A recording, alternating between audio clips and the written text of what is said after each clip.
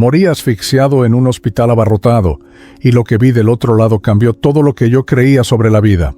Mi nombre es Rodrigo Méndez Aguirre, y antes de morir, yo era exactamente el tipo de hombre que la sociedad considera exitoso. Tenía 42 años, un puesto gerencial en una de las empresas mineras transnacionales más importantes de Centroamérica, una casa espaciosa en Lomas del Guijarro, el barrio más exclusivo de Tegucigalpa, y una cuenta bancaria que crecía cada mes. Conducía un Toyota Land Cruiser último modelo, vestía trajes italianos y mi reloj suizo costaba más que el salario anual de la mayoría de mis empleados. Para el mundo exterior, yo lo había logrado. Había escapado de la pobreza de mi infancia en el barrio Comayagüela. Había estudiado ingeniería en la Universidad Nacional Autónoma de Honduras con una beca que conseguí a base de noches sin dormir, y había escalado la jerarquía corporativa pisando fuerte, sin mirar atrás, sin sentimentalismos. El éxito era mi religión, y el dinero, mi Dios. Pero si soy honesto ahora, desde este lugar donde ya no existen las mentiras que nos contamos a nosotros mismos, debo admitir que mi vida era un desierto emocional disfrazado de oasis. Mi esposa Lorena había dejado de mirarme a los ojos hacía años. Nuestras conversaciones se limitaban a asuntos logísticos sobre la casa, los pagos de las colegiaturas de los niños, la reparación del aire acondicionado. Dormíamos en la misma cama king size, separados por un abismo invisible más ancho que el océano. Ella había intentado construir puentes durante años, invitándome a terapia de pareja, pidiéndome que dedicara más tiempo a la familia, llorando en la oscuridad de nuestro cuarto mientras yo revisaba correos electrónicos en mi celular, iluminado por esa luz azul que ahora entiendo era el brillo frío de mi propia desconexión con lo humano. Sebastián, mi hijo de 16 años, era un muchacho sensible que amaba el fútbol con una pasión que yo nunca comprendí. Jugaba de mediocampista en el equipo juvenil del Club Deportivo Olimpia, y cada fin de semana tenía partidos o entrenamientos. Yo prometía ir, siempre prometía. «Este sábado voy a estar ahí, hijo, te lo juro», le decía mientras revisaba distraídamente mi teléfono. Pero siempre surgía algo, una llamada urgente de la oficina, una reunión imprevista con inversionistas canadienses, un problema en la mina de Olancho que requería mi atención inmediata. Las excusas eran infinitas, y mi ausencia constante. Recuerdo la última vez que lo vi en su uniforme deportivo, antes de que todo cambiara. Me mostró emocionado una medalla que había ganado en un torneo regional. Yo asentí distraídamente. Murmuré un «muy bien, hijo», sin levantar la vista de mi laptop, y él dejó la medalla sobre mi escritorio con una resignación que ahora me parte el alma. Esa medalla seguía ahí, acumulando polvo, cuando me internaron en el hospital. Daniela, mi hija de 14 años, era todo lo contrario a mí. Donde yo veía números y estrategias, ella veía poesía y arte. Pasaba horas escribiendo en libretas que escondía debajo de su cama. Llenaba las márgenes de sus cuadernos con dibujos de árboles, mariposas y palabras en caligrafía elaborada.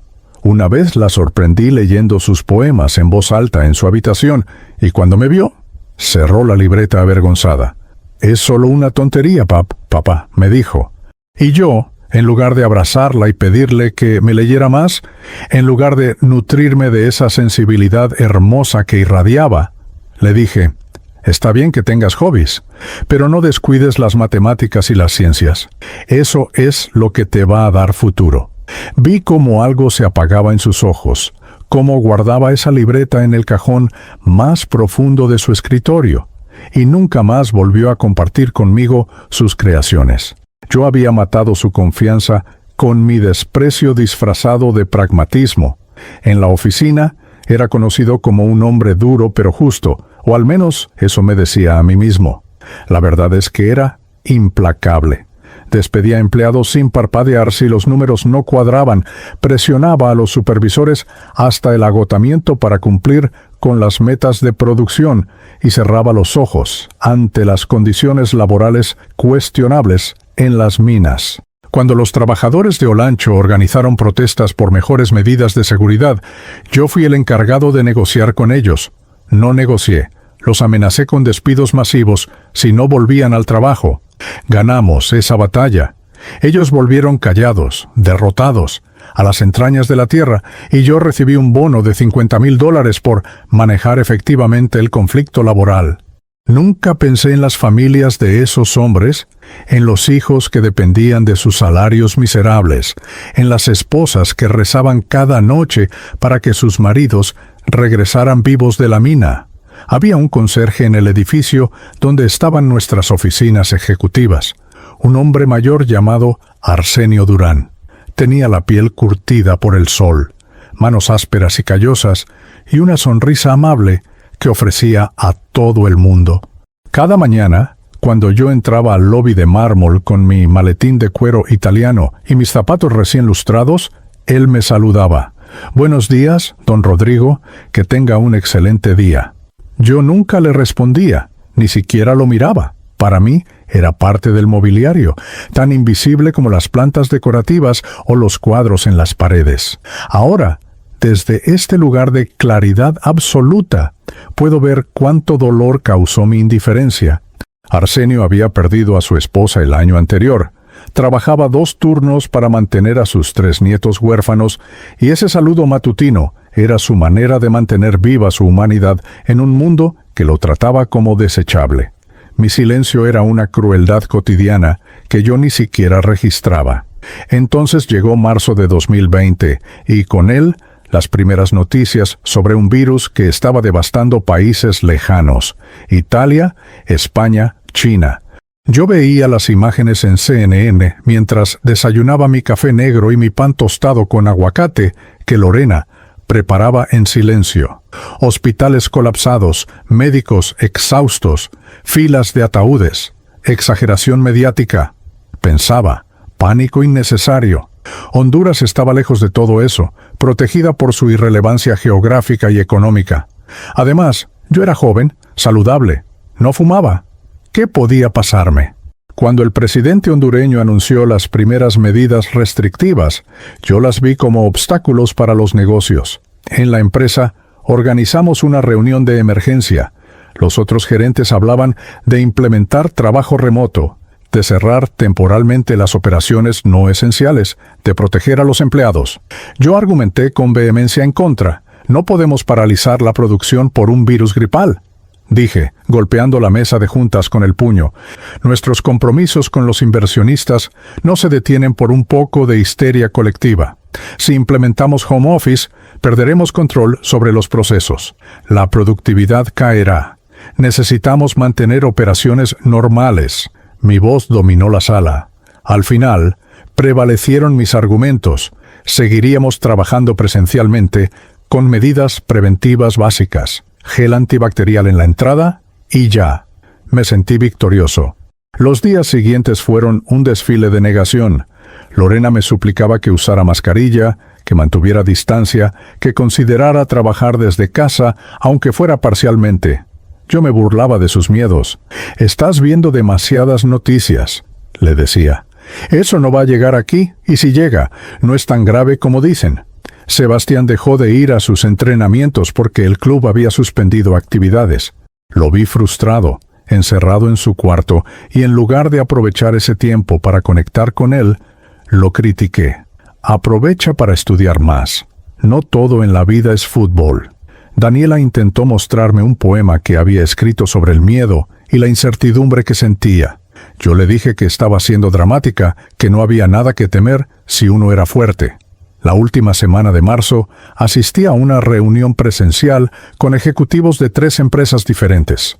Éramos 15 personas en una sala de conferencias sin ventilación adecuada, durante 4 horas, sin mascarillas, compartiendo el mismo termo de café y las mismas galletas. Hablamos de estrategias de expansión, de adquisiciones, de maximizar ganancias en tiempos de crisis. Uno de los asistentes tosió varias veces durante la reunión. Nadie dijo nada. 2 días después, ese hombre fue hospitalizado. Una semana más tarde, estaba muerto. Los primeros síntomas llegaron un martes por la noche. un cansancio extraño, diferente al agotamiento normal después de un día largo de trabajo. Pensé que era estrés. Al día siguiente, la fiebre. 38 grados, es solo un resfriado, me dije. Tomé paracetamol y seguí trabajando desde mi estudio en casa, con Lorena mirándome preocupada desde la puerta. El jueves, la fiebre subió a 39. El viernes comencé a sentir que respirar requería esfuerzo, como si el aire fuera más espeso, más difícil de tragar. Lorena me rogó que fuéramos al hospital. Yo me negué. Los hospitales están colapsados con casos de COVID. Yo no tengo eso. Es solo una gripe fuerte. Mi orgullo era más fuerte que mi sentido común. El sábado por la mañana, desperté sintiendo que me estaba ahogando. Cada respiración era una batalla, un dolor agudo que atravesaba mi pecho como cuchillos. Lorena entró al cuarto y me encontró pálido, sudando, con los labios ligeramente azulados. No dijo, «Te lo dije». Simplemente llamó a una ambulancia mientras yo, por primera vez en años, sentí miedo real. Un miedo primitivo, visceral, el miedo de un animal que presiente su final. Recuerdo el trayecto en la ambulancia como una película borrosa. Las sirenas, la máscara de oxígeno sobre mi rostro, el paramédico joven diciéndole algo a su compañero con urgencia en la voz. Recuerdo mirar por la ventana del vehículo y ver las calles de Tegucigalpa casi vacías, un domingo convertido en pueblo fantasma. Recuerdo pensar, por primera vez en semanas, en mis hijos, en Sebastián y su medalla olvidada, en Daniela y sus poemas guardados, en Lorena y sus lágrimas nocturnas, y recuerdo pensar con una claridad aterradora, he desperdiciado mi vida. Pero aún no sabía cuánta verdad contenía ese pensamiento. Aún no sabía que el verdadero despertar estaba por llegar, al otro lado de la oscuridad que se aproximaba. La entrada al hospital escuela universitario fue como cruzar las puertas del infierno. No lo digo con dramatismo, lo digo con la precisión de alguien que ya no tiene motivos para exagerar ni embellecer la realidad. Era un caos absoluto. Ambulancias llegaban una tras otra, descargando cuerpos que apenas respiraban. Había personas en camillas alineadas a lo largo de los pasillos porque ya no quedaban habitaciones disponibles. El olor a desinfectante mezclado con sudor, miedo y enfermedad creaba una atmósfera densa, irrespirable, más allá de la falta de oxígeno en mis pulmones. Me llevaron directo a un área de emergencia que había sido reconvertida en unidad COVID. Las enfermeras corrían de un lado a otro con trajes de protección completos que les daban una apariencia fantasmal, deshumanizada. Sus ojos eran lo único visible detrás de las caretas de plástico, y en esos ojos yo podía ver agotamiento, terror contenido y una determinación heroica que en ese momento no supe apreciar. Ahora entiendo que cada una de esas personas arriesgaba su vida cada segundo, sabiendo que el sistema de salud hondureño estaba rebasado, que no había suficientes respiradores, que muchos de ellos terminarían infectándose también. Me asignaron una cama en lo que parecía haber sido una sala de espera convertida en área de internación. Había 6 camas más en ese espacio reducido, separadas apenas por cortinas delgadas que no ofrecían ninguna privacidad real. A mi derecha, un hombre de unos 60 años tosía constantemente, un sonido húmedo y profundo que parecía arrancarle pedazos de pulmón. A mi izquierda, una mujer joven, quizás de 30 años, lloraba silenciosamente mientras una enfermera intentaba canalizar una vía intravenosa en su brazo. La doctora que me atendió se presentó como Silvia Portillo. Tenía el cabello recogido en una cola de caballo apretada, ojeras profundas que delataban semanas sin dormir adecuadamente, y una voz firme pero amable que contrastaba con el caos circundante. Me hizo preguntas rápidas sobre mi historial médico, mis síntomas, cuándo habían comenzado. Cada vez que yo intentaba responder, la falta de aire me interrumpía. Era como si alguien hubiera puesto una almohada sobre mi cara y presionara con fuerza constante. Su saturación de oxígeno está en 82%. Me dijo mientras miraba un pequeño dispositivo que habían colocado en mi dedo. Necesitamos subirla urgentemente. Vamos a ponerle oxígeno suplementario y a monitorear su evolución. Su tono profesional no lograba ocultar completamente la preocupación. Yo sabía, incluso en mi estado de negación persistente, que 82% no era bueno. Sabía que las personas sanas tienen niveles por encima de 95. Las primeras horas en el hospital fueron una tortura de espera y observación. Me colocaron una cánula nasal que bombeaba oxígeno directamente a mis fosas nasales. Pero no era suficiente. Mi respiración seguía siendo trabajosa, superficial, insuficiente. Cada inspiración requería un esfuerzo consciente, como si hubiera olvidado cómo hacerlo automáticamente. El pánico comenzó a instalarse en mi pecho, añadiendo más presión a la que ya sentía. Lorena no podía entrar a verme. Las restricciones del hospital eran estrictas, no se permitían visitas por el riesgo de contagio. Me trajo mi celular y cargador antes de que me internaran completamente, y esa fue la última vez que la vi con mis ojos físicos.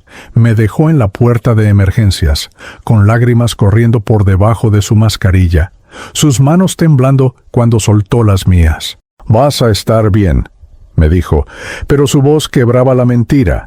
«Los niños te mandan besos. Sebastián dice que te pongas fuerte como cuando eras futbolista en la universidad. Daniela escribió una oración por ti». Yo solo pude asentir, incapaz de hablar, incapaz de decirle cuánto lamentaba todo, cuánto había desperdiciado, cuánto la amaba a pesar de mis años de ausencia emocional. Durante los siguientes 2 días, mi condición empeoró progresivamente. La fiebre no cedía a pesar de los medicamentos. Mi saturación de oxígeno bajó a 78, luego a 75. Aumentaron el flujo de oxígeno. Me cambiaron la cánula por una mascarilla de alto flujo. Nada parecía funcionar. Mi cuerpo estaba librando una guerra que estaba perdiendo rápidamente. En esos días, escuché historias fragmentadas de los otros pacientes. El hombre que tosía a mi derecha era don Mario, un taxista que había seguido trabajando porque no tenía ahorros, porque sus 6 hijos dependían de su ingreso diario. Se contagió transportando a un pasajero que no le dijo que tenía síntomas. La mujer joven a mi izquierda era Rebeca, una maestra de primaria que se había infectado en su escuela durante los últimos días antes del cierre. Tenía una niña de 5 años que estaba con la abuela, preguntando todos los días cuándo iba a regresar mamá. Había un anciano en la cama del fondo, don Jacinto, que había sobrevivido décadas de pobreza, violencia y huracanes, pero que ahora se ahogaba lentamente por un virus invisible. Sus hijos llamaban constantemente al teléfono de las enfermeras, desesperados por noticias, impotentes en sus casas por la cuarentena. Observé cómo las enfermeras trabajaban turnos interminables. Vi a la doctora Portillo atender emergencia tras emergencia, tomar decisiones imposibles sobre quién recibía el último respirador disponible, consolar a familias por teléfono cuando sus seres queridos fallecían. Una noche la escuché llorar en el pasillo durante una pausa de 2 minutos entre crisis.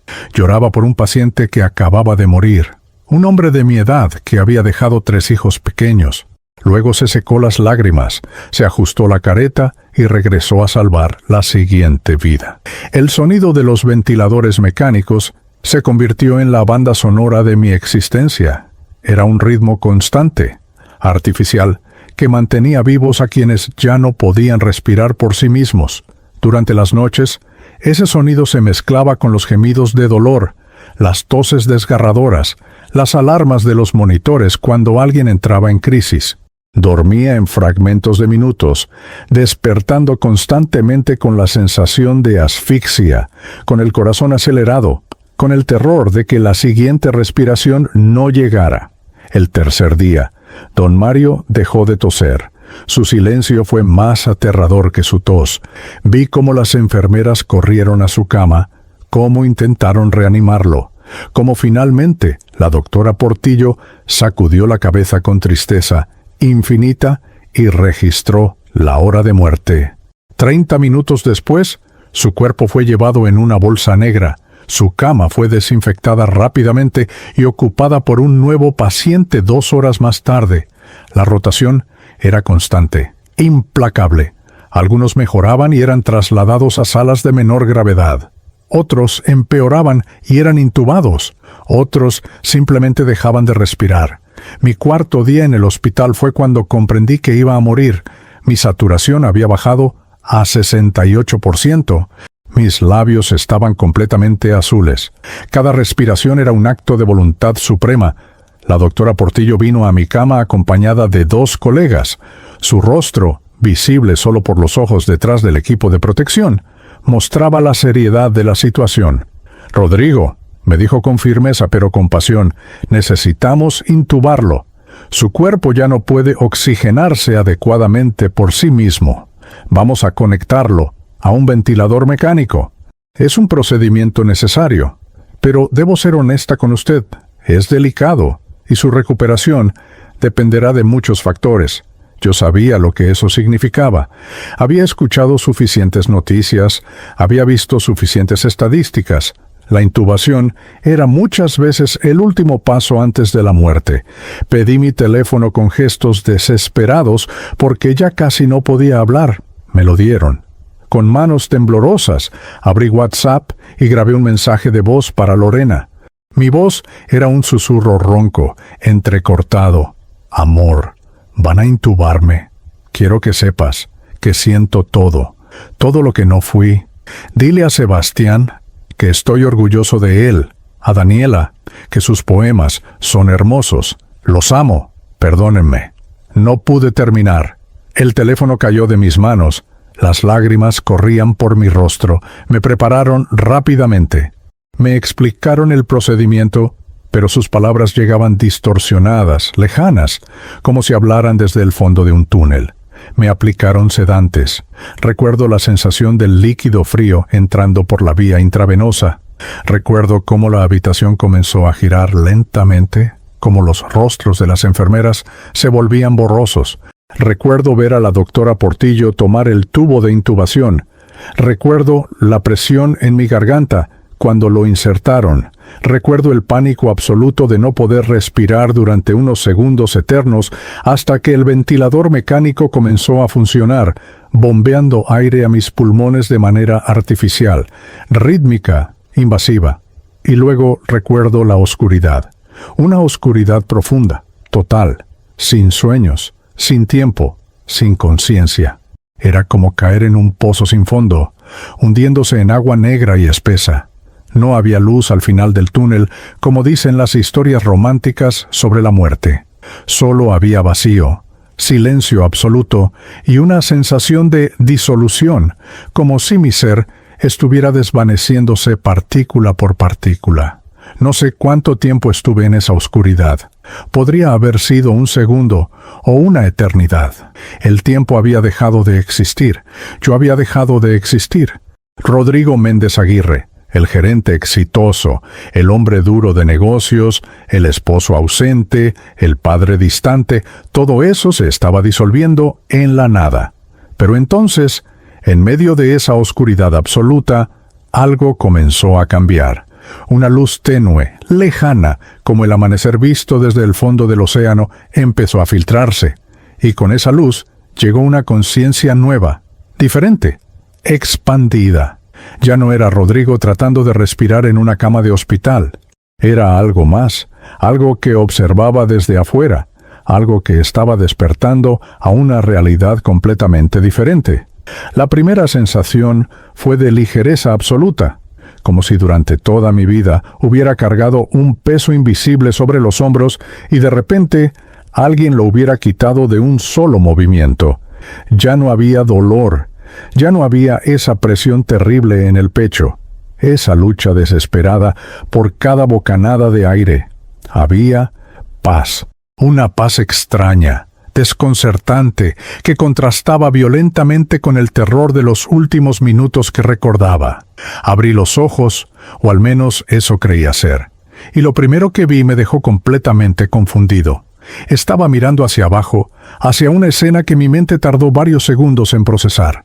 Había una cama de hospital rodeada de médicos y enfermeras moviéndose con urgencia frenética. Sobre esa cama había un cuerpo conectado a múltiples máquinas, tubos saliendo de su boca, cables adheridos a su pecho. El monitor cardíaco emitía un sonido plano, continuo, ese tono que todos conocemos de las películas, pero que en la realidad es infinitamente más aterrador. Y entonces lo comprendí. Ese cuerpo era yo. Estaba flotando cerca del techo de la sala de cuidados intensivos, mirando mi propio cuerpo sin vida, mientras la doctora Portillo gritaba órdenes y presionaba mis manos sobre mi pecho en compresiones rítmicas. «Vamos, Rodrigo, vamos», la escuchaba decir, aunque su voz sonaba amortiguada, como si viniera de muy lejos. Una enfermera preparaba el desfibrilador. «Despejen», ordenó la doctora. El cuerpo en la cama, mi cuerpo, se arqueó violentamente cuando la descarga eléctrica lo atravesó. El monitor seguía emitiendo ese tono mortal. «Otra vez», dijo ella, y su voz contenía desesperación apenas controlada. Yo miraba todo esto con una calma que ahora me parece absurda. Debería haber estado aterrorizado, debería haber estado gritando, pero en cambio sentía una curiosidad casi científica. Así que esto es la muerte, pensé. Esto es lo que viene después. No sentía miedo, no sentía pánico, sentía una extraña sensación de familiaridad, como si estuviera recordando algo que siempre había sabido, pero había olvidado durante mi vida terrenal. Intenté moverme y descubrí que el movimiento funcionaba diferente ahí. No caminaba, simplemente pensaba en estar en un lugar, y mi conciencia se trasladaba instantáneamente. Pensé en Lorena y de repente estaba en la sala de espera del hospital, a varios pisos de distancia. Ahí estaba ella, sentada en una silla de plástico naranja, con su mascarilla quirúrgica empapada de lágrimas, el teléfono celular apretado entre sus manos temblorosas. Sebastián estaba a su lado, alto y delgado en su sudadera del Olimpia, con los ojos rojos e hinchados. Daniela estaba acurrucada contra el hombro de su madre, llorando silenciosamente, aferrando una libreta contra su pecho, esa misma libreta donde escribía los poemas que yo había despreciado. «Med, mami, ¿papá va a morir?», escuché preguntar a Daniela con voz quebrada. Lorena la abrazó más fuerte, incapaz de responder, porque ambas conocían la respuesta. Vi cómo Sebastián apretaba los puños, cómo contenía sus propias lágrimas, tratando de ser fuerte, de ser el hombre de la familia, como probablemente pensaba que yo habría querido. El dolor que sentí al verlos así fue diferente al dolor físico. Era un dolor del alma, agudo y profundo, la comprensión terrible de todo lo que había perdido, de todo lo que nunca podría recuperar. Quise hablarles, gritarles que estaba ahí, que podía verlos, pero ningún sonido salió de mí. Extendí lo que creí era mi mano hacia Daniela, pero mi mano atravesó su hombro sin hacer contacto. Ella se estremeció ligeramente, como si hubiera sentido una corriente de aire frío, y se abrazó más fuerte a su libreta. Entonces escuché una voz detrás de mí. «¿No pueden oírte, mijito? ¿Todavía no es el momento de que te comuniques con ellos?» Me volteé y ahí estaba ella. Mi abuela Remedios. Había fallecido cuando yo tenía 9 años, víctima de diabetes y pobreza, en una clínica pública donde no había insulina suficiente, pero ahí estaba, viéndose exactamente como la recordaba en sus buenos días, antes de que la enfermedad la consumiera. Llevaba su vestido floreado favorito, ese que usaba los domingos para ir a misa, y su rostro irradiaba una ternura que me hizo querer llorar. «¿Abuela?», susurré, aunque mi voz tampoco sonaba igual. Era más como un pensamiento que ambos podíamos escuchar. «¿Qué está pasando? ¿Estoy muerto?». Ella sonrió con esa sonrisa paciente que solía darme cuando yo era niño y hacía demasiadas preguntas. «Estás en transición, Rodrigo. Tu cuerpo físico está luchando por mantenerse, pero tu espíritu ya se ha liberado. Ahora tienes que venir conmigo. Hay alguien que quiere conocerte». Me tomó de lo que sería mi mano, aunque ya no eran manos físicas, sino algo más sutil, energético. Su toque era cálido, reconfortante. En un instante, la sala de espera del hospital desapareció y nos encontramos en un lugar completamente diferente. Era como un hospital, pero no era un hospital terrenal. Las paredes emanaban una luz suave, dorada, que no venía de ninguna fuente visible. Había camillas, pero estaban hechas de algo que parecía luz solidificada. Y sobre esas camillas había espíritus, cientos, tal vez miles de ellos, en diferentes estados de conciencia. Algunos parecían dormir, otros estaban confundidos como yo había estado minutos antes, otros conversaban en voz baja con seres luminosos que los atendían. «Onde, este es el hospital de transición», explicó mi abuela mientras caminábamos por pasillos que se extendían infinitamente.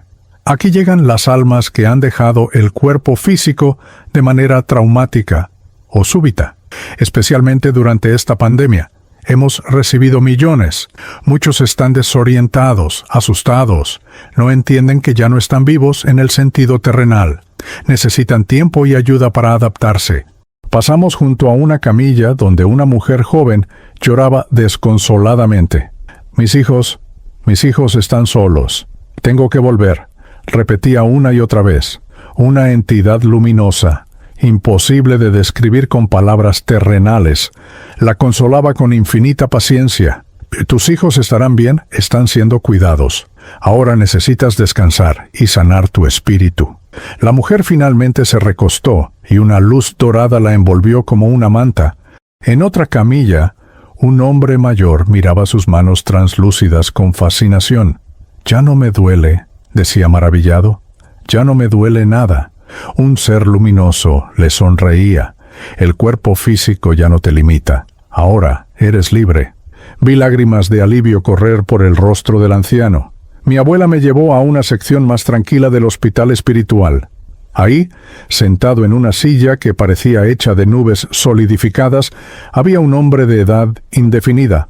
Tenía el rostro amable, curtido por experiencias que yo no podía imaginar, y ojos profundos que parecían contener siglos de sabiduría. Vestía ropas sencillas, como las que usarían los campesinos hondureños de décadas atrás. «Rodrigo Méndez Aguirre», dijo con voz cálida. «He estado esperándote. Mi nombre es Esteban Flores, aunque los nombres ya no importan mucho aquí. En vida fui maestro rural en la región de Copán. Morí en 1960 durante la epidemia de fiebre amarilla que asoló la zona. Desde entonces he estado ayudando a almas en transición, especialmente aquellas que, como tú, necesitan comprender lo que realmente importa antes de decidir su próximo paso». Me senté frente a él, o más bien, mi conciencia se ubicó en un estado de atención total. «¿Mi próximo paso?», pregunté. «¿No estoy simplemente muerto?». Don Esteban, como inmediatamente lo llamé en mi mente, sonrió con gentileza. «La muerte no es un final, es una transformación, pero antes de que puedas continuar tu jornada espiritual, hay cosas que necesitas ver, comprender, sanar. Tu vida en la tierra estuvo llena de lecciones que no aprendiste, de oportunidades de amor que desperdiciaste. Ahora tendrás la oportunidad de revisar todo eso, no como castigo, sino como enseñanza». Antes de que pudiera responder, otras presencias se acercaron a nosotros. Una mujer joven con uniforme de enfermera se presentó como Pilar, ecuatoriana, fallecida a los 32 años después de atender pacientes COVID durante semanas sin descanso. Su historia era desgarradora. Había contraído el virus mientras cuidaba a otros. Había muerto sola en un hospital de Guayaquil, sin poder despedirse de su madre anciana. «Pero no me arrepiento», dijo con una serenidad que me asombró. «Morí haciendo lo que amaba, servir a otros. Ahora estoy en paz». Otro espíritu se unió a nuestra conversación, un hombre corpulento que se presentó como Vicente, comerciante peruano de Lima. Su historia era dolorosamente similar a la mía. Había negado la gravedad del virus, había seguido trabajando, había ignorado todos los síntomas hasta que fue demasiado tarde. «Creí que era invencible», dijo con amargura.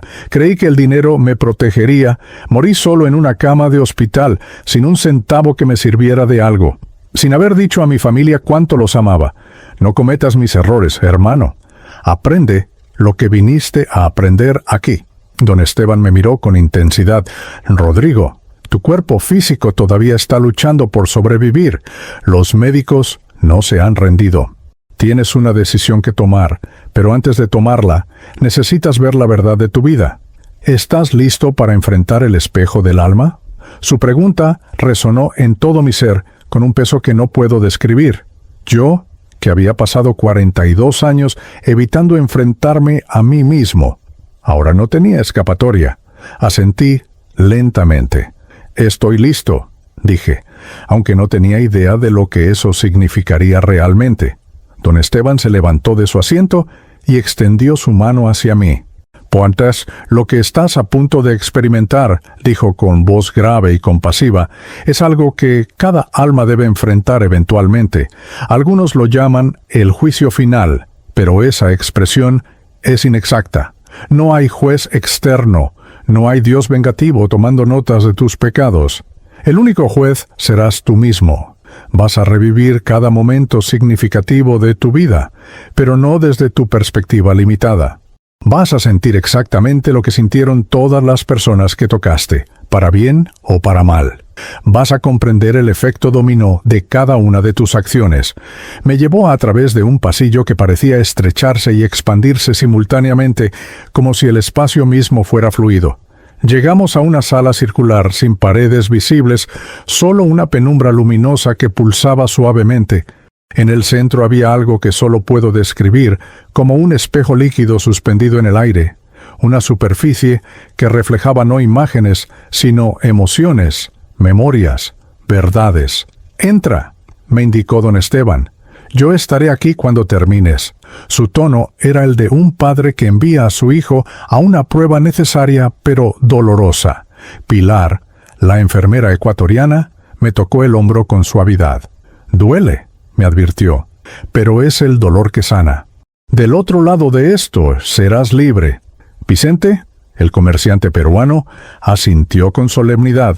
«Es lo más difícil que harás jamás, hermano, pero también lo más necesario». Di un paso hacia el espejo y mi conciencia fue absorbida instantáneamente. No hay palabras en el lenguaje humano para describir adecuadamente lo que sucedió después, pero intentaré transmitirlo lo mejor que pueda. Me encontré de repente en mi propia infancia, en el pequeño cuarto de lámina que compartía con mis padres y 3 hermanos en Comayagüela. Tenía 7 años y acababa de llegar de la escuela con mi primer diploma de honor por excelencia académica. Mi madre, una mujer agotada por la pobreza y el trabajo incesante, me abrazó con lágrimas en los ojos. «Vas a ser alguien importante, mijito», me dijo. «Vas a salir de esta miseria». Pero esta vez no reviví el momento desde mis ojos de niño orgulloso. Lo reviví desde ella. Sentí su amor inmenso, su esperanza desesperada de que yo tuviera una vida mejor que la suya, su disposición a sacrificarlo todo por mis estudios. Sentí el peso de sus sueños depositados sobre mis hombros infantiles. La escena cambió. Ahora era un adolescente de 16 años, recién ganada mi beca universitaria, y estaba en una fiesta celebrando con amigos del barrio.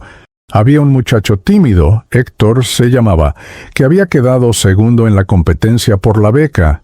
En mi arrogancia juvenil, lo humillé públicamente. «Tienes que esforzarte más si quieres competir conmigo», le dije frente a todos, disfrutando mi momento de gloria. Esta vez sentí lo que sintió Héctor, la vergüenza ardiente que le quemó las mejillas, la forma en que mis palabras destrozaron su confianza. Vi cómo esa humillación lo persiguió durante años, cómo dejó de intentar cosas nuevas por miedo al fracaso, cómo mi crueldad casual plantó semillas de inseguridad que nunca superó completamente. El dolor era insoportable, las escenas se aceleraron. Me vi en la universidad, ignorando a compañeros que necesitaban ayuda porque estaba demasiado enfocado en mis propias calificaciones. Sentí la soledad de una chica que me pidió ayuda con cálculo y yo la rechacé con desprecio. Sentí la frustración de un profesor que intentó enseñarme valores además de conocimientos técnicos, y yo lo descarté como un idealista ingenuo. Luego llegaron las escenas con Lorena. Nuestro primer encuentro, cuando ella era una estudiante de literatura llena de sueños y yo un ingeniero recién graduado lleno de ambición. La vi enamorarse de mí, esperanzada de que juntos construiríamos una vida con significado. Reviví nuestra boda, pero esta vez desde su perspectiva. Sentí su felicidad radiante, sus votos dichos con total sinceridad, su visión de un futuro compartido donde nos apoyaríamos mutuamente. Y luego sentí, año tras año, cómo esa esperanza se fue marchitando. Cada cena donde yo llegaba tarde y ni siquiera me disculpaba, cada conversación interrumpida por mi teléfono, cada vez que ella intentaba hablar de sus sentimientos y yo la despachaba con un «estoy cansado, hablamos después», que nunca llegaba.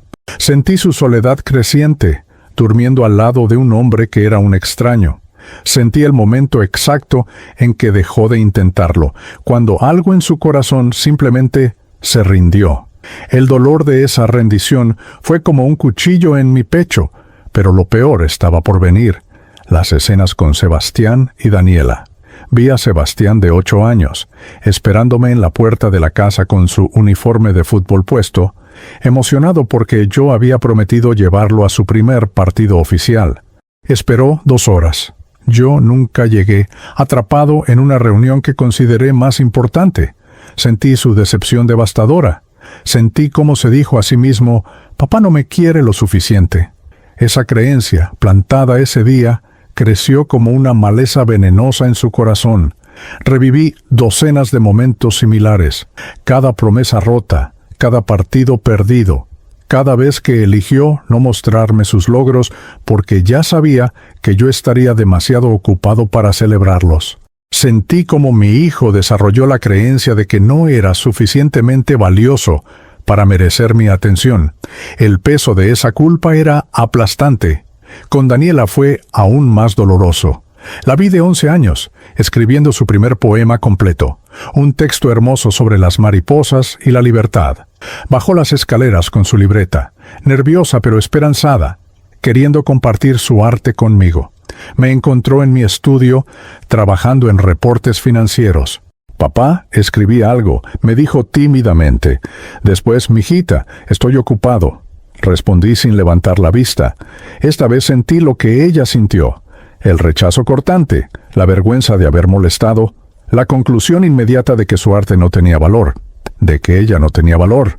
Vi cómo esa escena se repitió en variaciones infinitas, cada vez que descarté su sensibilidad como debilidad, cada vez que comparé sus notas en matemáticas desfavorablemente con las de Sebastián, cada vez que comuniqué implícitamente que quien ella era en esencia no era suficiente, no era lo que yo quería.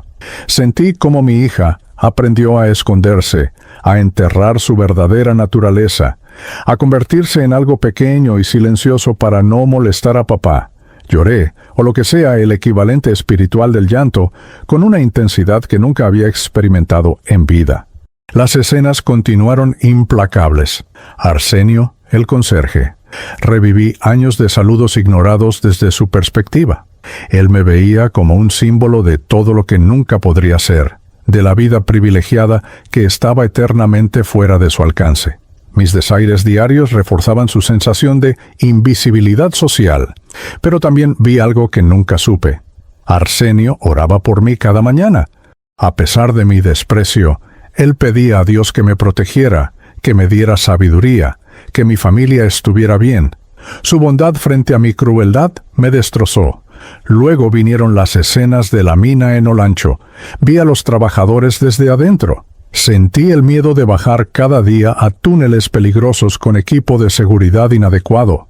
Sentí la humillación de ser amenazado con el despido cuando protestaban por condiciones básicas de seguridad. Vi a un hombre, Roberto Martínez, que murió en un derrumbe 6 meses después de que yo negara su petición de mejores refuerzos estructurales. Reviví el momento en que una viga cedió y toneladas de roca lo aplastaron. Sentí su terror final, su último pensamiento para sus hijos. Sentí la agonía de su viuda cuando recibió la noticia. Todo eso era mi responsabilidad. Yo había elegido las ganancias sobre las vidas humanas.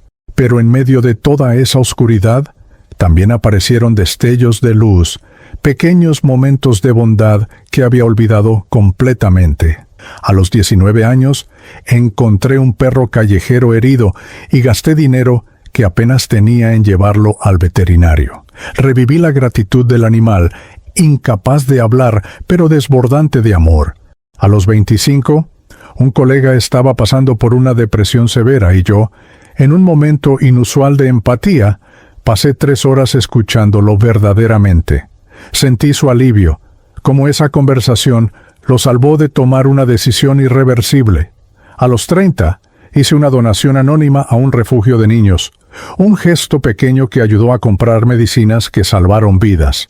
Don Esteban apareció entonces en la escena, su presencia calmante en medio del torbellino emocional. ¿Comprendes ahora?, me preguntó. Tu vida no fue completamente oscura ni completamente luminosa. Fuiste un ser humano complejo, capaz de bondad y crueldad, de amor y egoísmo. Pero la balanza se inclinaba peligrosamente hacia la desconexión, hacia el olvido del propósito real de la existencia. ¿Cuál es ese propósito?, pregunté, aunque ya lo sabía. Lo había sabido siempre, en algún rincón profundo que había ignorado exitosamente durante 4 décadas. Don Esteban sonrió con tristeza. El único propósito real de la vida en la tierra es aprender a amar incondicionalmente, amar a otros, amar la creación y finalmente aprender a amarte a ti mismo de verdad. Todo lo demás, todo el dinero, el éxito, el reconocimiento, son herramientas que pueden servir a ese propósito o distraerte de él. Tú permitiste que te distrajera completamente. La sala de espejos comenzó a desvanecerse y me encontré de vuelta en el hospital espiritual, arrodillado en el suelo, abrumado por el peso de lo que había visto y sentido. Pilar se acercó y me ayudó a levantarme. Ahora sabes, dijo suavemente. Ahora puedes elegir conscientemente. Después de la revisión de mi vida, me quedé en el hospital espiritual durante lo que pareció una eternidad, aunque el tiempo ahí no funcionaba como en la tierra. Don Esteban me explicó que mi cuerpo físico llevaba 43 días en coma profundo, conectado al ventilador mecánico, luchando entre la vida y la muerte. Los médicos le habían dicho a Lorena que preparara a los niños para lo peor. Mis órganos estaban comenzando a fallar. Las probabilidades de recuperación eran mínimas y aun si despertaba, probablemente tendría secuelas neurológicas graves por la falta prolongada de oxígeno. Tienes una decisión que tomar, me dijo don Esteban mientras caminábamos por jardines espirituales de una belleza indescriptible, llenos de colores que no existen en el espectro terrenal. Puedes seguir adelante, continuar tu evolución espiritual en otros planos de existencia, dejar atrás el sufrimiento del cuerpo físico. Nadie te juzgará por esa elección. Has aprendido lecciones valiosas aquí y tu alma ha crecido. Hizo una pausa, mirándome con esos ojos profundos que parecían ver directamente al núcleo de mi ser. O puedes regresar, volver a ese cuerpo destrozado, enfrentar meses de recuperación dolorosa, secuelas físicas que te acompañarán el resto de tu vida. Pero también tendrías la oportunidad de rectificar, de vivir conscientemente, de amar como no supiste hacerlo antes. La decisión debería haber sido obvia. ¿Quién querría regresar a un cuerpo enfermo, a pulmones cicatrizados, a la lucha diaria de la existencia física?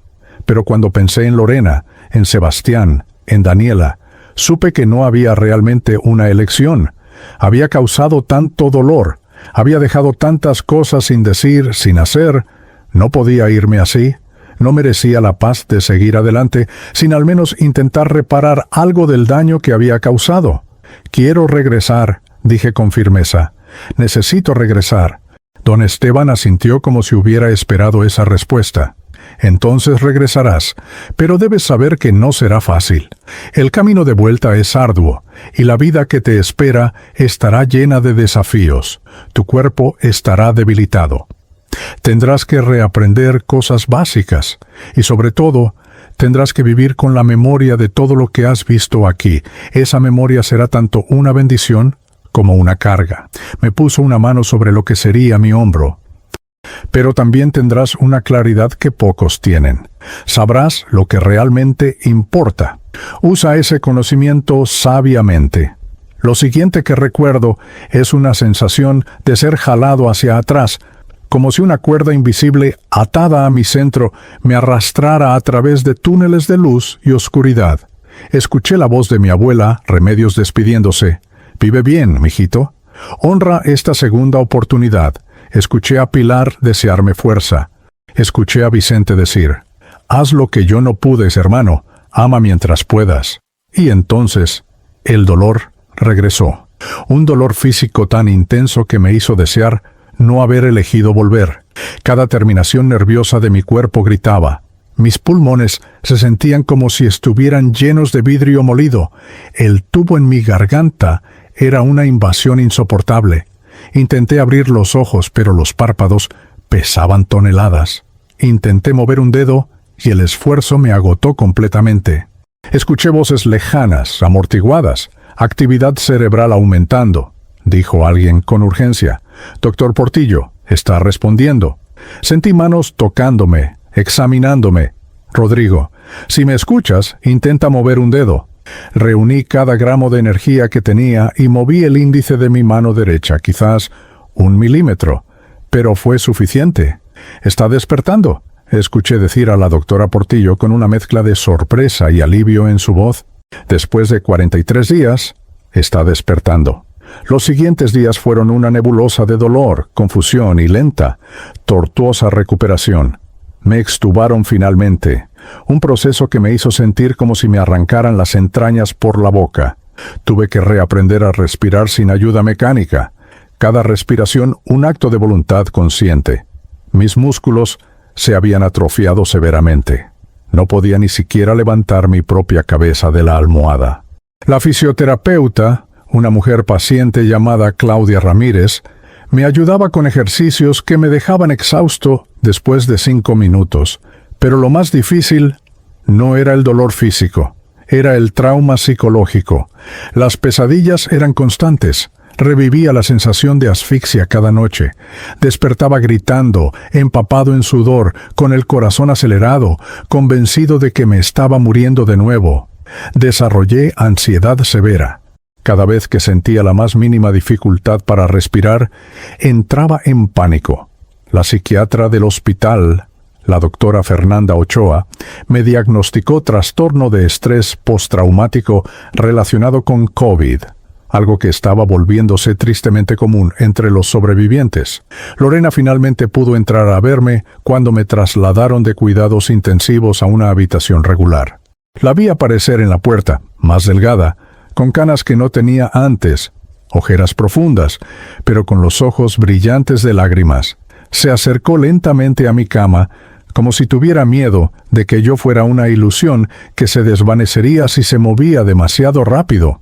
«Rodrigo», susurró, y su voz se quebró completamente. Tomó mi mano, tan frágil ahora, conectada a múltiples vías intravenosas. «Pensé que te había perdido». Intenté hablar, pero mi voz era apenas un susurro ronco. Mi garganta estaba destrozada por semanas de intubación. «Lorena, lo siento, siento todo». Las lágrimas corrían por mi rostro. «Te amo, siempre te he amado. Perdóname por no habértelo mostrado, ya». Ella lloró entonces, colocando su cabeza sobre mi pecho cuidadosamente para no lastimar los cables y tubos. «Estás aquí», repetía. «Eso es lo que importa, estás aquí». Sebastián y Daniela vinieron al día siguiente. Mi hijo, tan alto ahora, entró con pasos inseguros, claramente asustado por mi apariencia. Había perdido 20 kilos. Mi piel tenía un tono grisáceo. Parecía un anciano. «Papá», dijo, y su voz tenía esa calidad quebradiza de quien ha llorado demasiado. Se sentó junto a mi cama y le tomé la mano con la poca fuerza que tenía. «Sebastián, hijo, estoy tan orgulloso de ti. Lamento cada partido que me perdí, cada momento que no estuve ahí. Si pudiera retroceder el tiempo». Él negó con la cabeza, las lágrimas corriendo libremente ahora. «No importas, papá, solo importa que estés vivo». Daniela entró después, aferrando su libreta contra el pecho como un escudo. Mi niña sensible, mi poeta incomprendida. «Daniela», le dije, extendiendo mi mano hacia ella, «tus poemas son hermosos, siempre lo fueron. Fui un tonto por no verlo».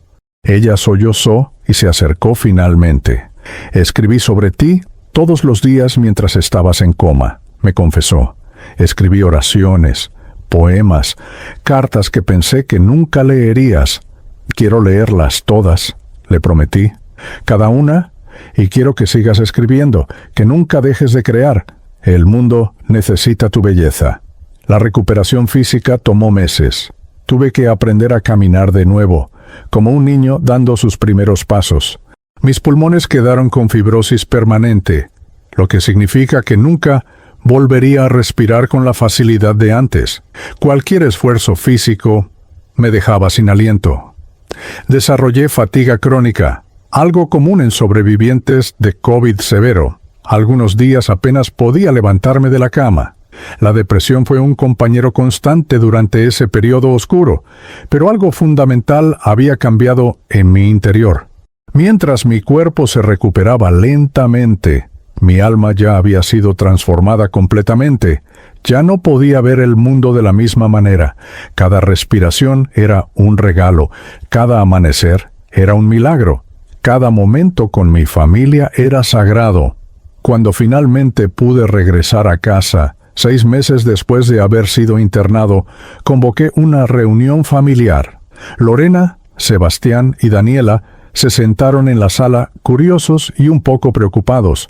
«Oh, necesito contarles algo», comencé. «Algo que experimenté mientras estaba en coma».